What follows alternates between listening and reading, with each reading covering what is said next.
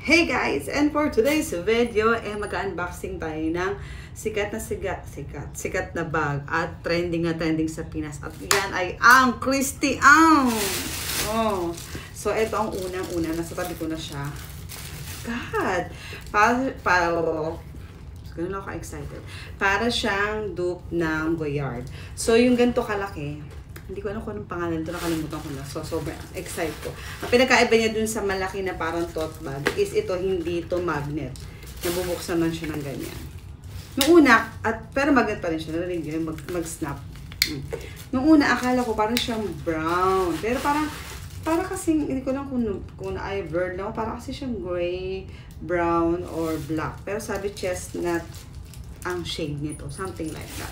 So, ayan ang ating unang unboxing. Next. So guys, tatanggalin ko na siya sa mga plastic para mabilis tayo kasi ayoko na naiinit kayo. Diba? Ayoko na naiinit kayo. So ganito ang itsura niya. Oh my God.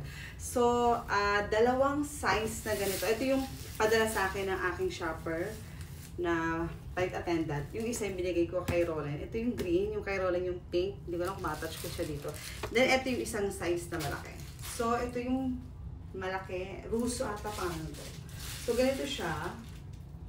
And ito naman yung ganito kalaki. So, order na kayo. PM Mr. Key. Hotmelt yan. So, eto, grabe.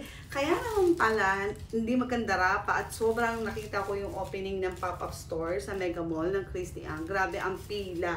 Tiniis talaga ng mga kamamshi or ka-Frenchie natin dyan sa Pilipinas. Kasi worth it naman kasi ang ganda ng quality, in fairness.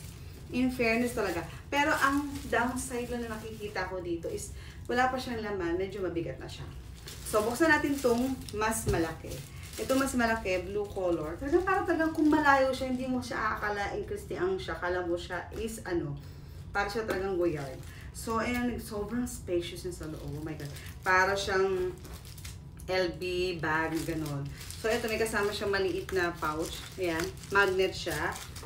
And eto naman, ganun din. Malaki din siya, guys. Wala siyang zipper, So, ganyan din siya, maluwag. May mga palaman sa loob. And, ayan, meron din siyang pa-wallet, diba? So, mabigat talaga siya. Parang hindi ko lang kung nagpapabigat sa kanya. May naman ba to? May ginto ba to? Anyway, napansin ko lang din kasi meron akong bagang Tory Burch.